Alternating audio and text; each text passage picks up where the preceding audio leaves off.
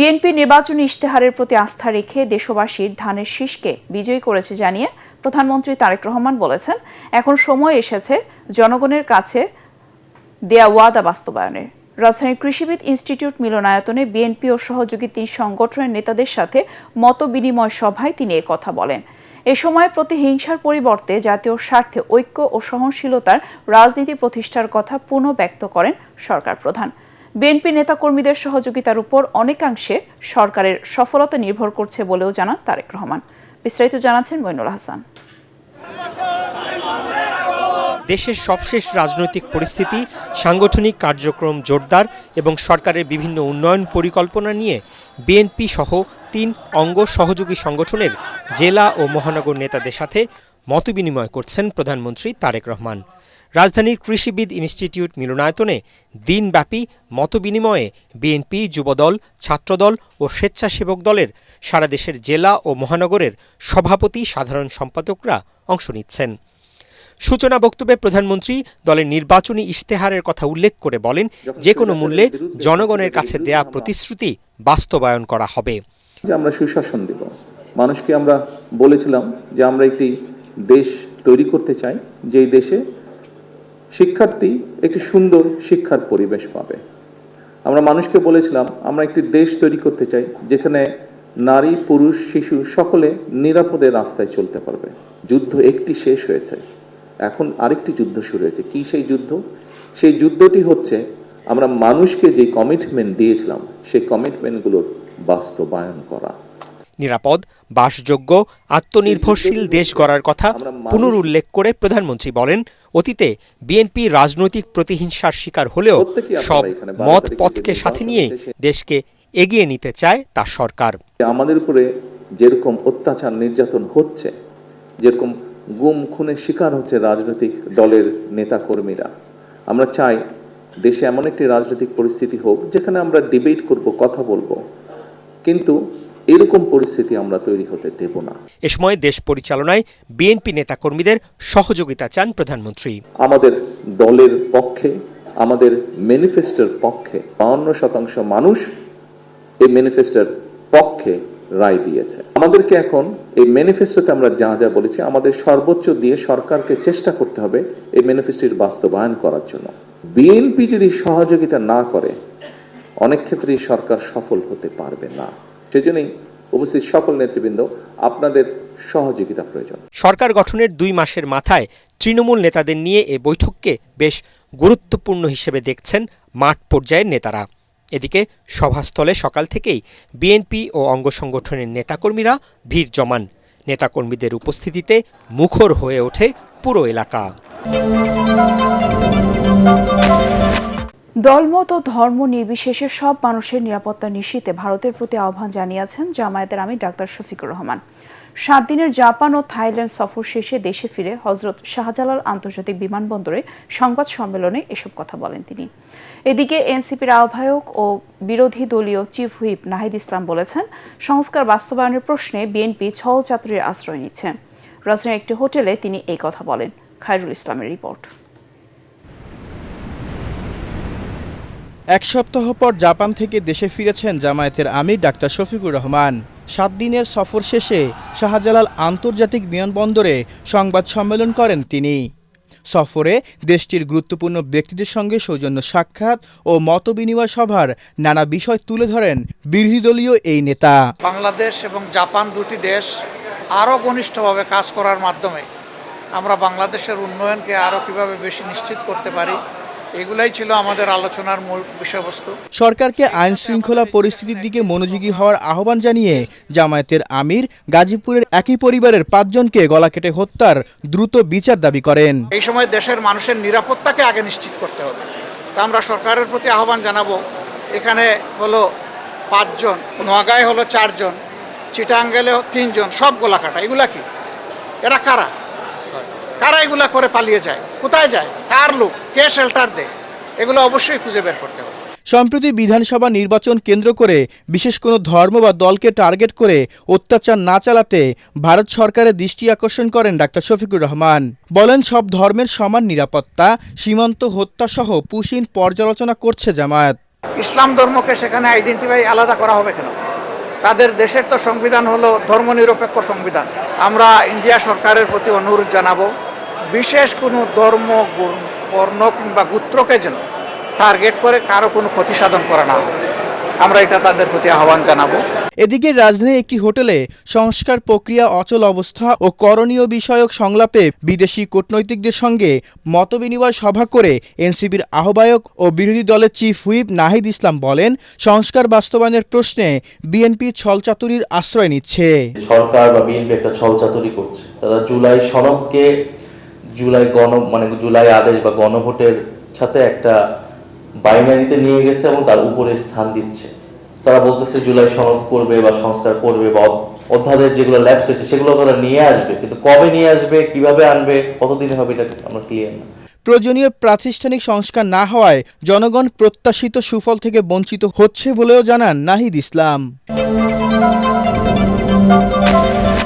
সুনামগঞ্জের হাওরের পানি যত কমছে ততই বাড়ছে কৃষকদের ঋণের বোঝা। কাঙ্ক্ষিত ফসল আবাদ করে ঘরে তুলতে না পারায় দুশ্চিন্তায় দিন কাটছে তাদের। ধানের উপর টাকা এনে কিংবা বিভিন্ন সংস্থা থেকে নেওয়া কিস্তির টাকা কিভাবে পরিশোধ করবে সেই সামর্থ্য বা সম্বল নেই তাদের। সুনামগঞ্জ থেকে এহসানুল গনির স্বজনের ক্যামেরায় মনির হোসেন তপর রিপোর্ট।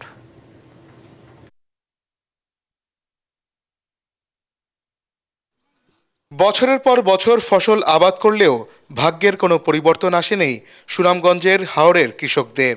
মোটা সুদে ঋণ নিয়ে ফসল আবাদ করে পথে বসার মতন অবস্থা অনেক কৃষক পরিবারের। যখন মানুষের টাকা আনছি তো দিতে আসলাম, যদি তারিখের পরে দিতে হবে দেওয়া লাগে। ওই যে 2টা কিস্তি 50,000 টাকা তুললে আমি 2টা কিস্তি দিয়েছি না, একটা কিস্তি বাড়িতে নিছে আর একটা কিস্তি আমি বৃষ্টির মাঝে বীজ জেনে দিয়েছি। বিভিন্ন আর্থিক সংস্থা থেকে চড়া সুদে ঋণ নিয়ে চরম বিপাকে পড়েছেন সুনামগঞ্জ সদর উপজেলার দেখার হাওর এলাকার কিষানীরা। 5 কেজি জমিন করছি তো পানি নিচে গা, মানে আমি কিভাবে কিস্তি দিব? আজকে কিস্তির অফিসার আয়া গেছে, আমি কিস্তি দিতে পারছি না, কইছে আরো 15 তারিখ দিতাম। মানে আমি কিভাবে দিব? ঋণ তো মানুষের দিত না আমরারে, মানে দান নাই কোনটা নাই, আমি কি কইরা কিস্তি দিব? আর বাচ্চারা কেমনে ফালবো? ঋণ করে ফসল আবাদ করে মোটা অঙ্কের ঋণের জালে জড়িয়ে পড়ছে হাওরের কৃষকরা। ঋণ পরিশোধ করতে পুনরায় আবারও ঋণ তুলতে হচ্ছে। এতে বছরে বছরে বাড়ছে ঋণের বোঝা। আমরা তো নিজের ক্ষেত করি না, মালিকের ক্ষেত করি। তো মালিকের ক্ষেতটা করে আমরা সুকো আনি বা টাকা দিয়ে আনি। আমরা মালিকের টাকাটা আগে দেওয়া লাগে, আর সুকো যা আনি এখন আমরা দানটা আমরা দিতে হইব। এগুলো দান নষ্ট হোক ফাইনে হোক এটা তাই মানবো না, আমরা দানটা দিতে হইব। এই কৃষকের মতন আরও এই গ্রাম সহ আরও আশপাশে যারা কৃষক যারা রয়েছেন তাদের অবস্থা একই। এখানে তারা অন্যের জমিতে ফসল আবাদ করেন, সেক্ষেত্রে তারা যেহেতু তাদের কাছে নগদ অর্থ নেই, তাই তারা ঋণ কিংবা বিভিন্ন সংস্থা থেকে কিস্তি তুলে এই ফসলি জমিগুলোতে আবাদ করেন। তবে এবারের বৃষ্টির পানিতে যেহেতু তাদের ফসল নষ্ট হয়ে গিয়েছে, তাই সব কিছু মিলিয়ে এখন দুশ্চিন্তার ভাঁজ পড়েছে তাদের চোখে মুখে। পশ্চিমবঙ্গের মুখ্যমন্ত্রী পদের শপথ নিয়েছেন বিজেপি নেতা শুভেন্দু অধিকারী। প্রধানমন্ত্রী নরেন্দ্র মোদী ও কেন্দ্রীয় নেতা সহ লাখো ভক্ত অনুরাগীর সামনে রাজ্যপাল RN রবির কাছে শপথ পড়েন শুভেন্দু ও তার মন্ত্রিসভার সদস্যরা। শপথ শেষে তাৎক্ষণিক প্রতিক্রিয়ায় রাজ্যের নতুন মন্ত্রীরা বলেন, 21টি রাজ্যে বিজেপি সরকারের সফলতা অভিজ্ঞতা কাজে লাগিয়ে পশ্চিমবঙ্গেও প্রতিশ্রুতি বাস্তবায়ন করা হবে। ইমদাদুল্লাহ বাবুর রিপোর্ট। ভারতের ইতিহাসে প্রথমবারের মতো বাংলা বধ করল ভারতীয় জনতা পার্টি বিজেপি। টানা 15 বছর ক্ষমতায় থাকা তৃণমূল কংগ্রেসের মমতা ব্যানার্জির কাছ থেকে পশ্চিমবঙ্গের মসনদ ছিনিয়ে নিল গেরুয়া দলটি। শনিবার 25শে বৈশাখ কবিগুরু রবীন্দ্রনাথ ঠাকুরের জন্মজয়ন্তীতে বাংলার নবম মুখ্যমন্ত্রী হিসেবে শপথ নেন রাজ্য বিজেপির শীর্ষ নেতা ও একসময় মমতার ডান হাত হিসেবে খ্যাত শুভেন্দু অধিকারী। শপথ করিতেছি যে বিধি দ্বারা স্থাপিত ভারতের সংবিধানের প্রতি আমি অকৃত্রিম নিষ্ঠা ও আনুগত্য পোষণ করিব।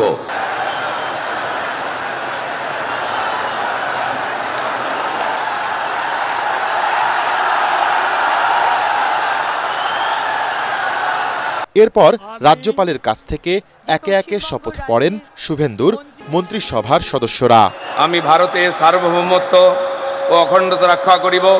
অনুষ্ঠানটিতে রাখা হয়েছিল শতভাগ বাঙালিয়ানার ছাপ।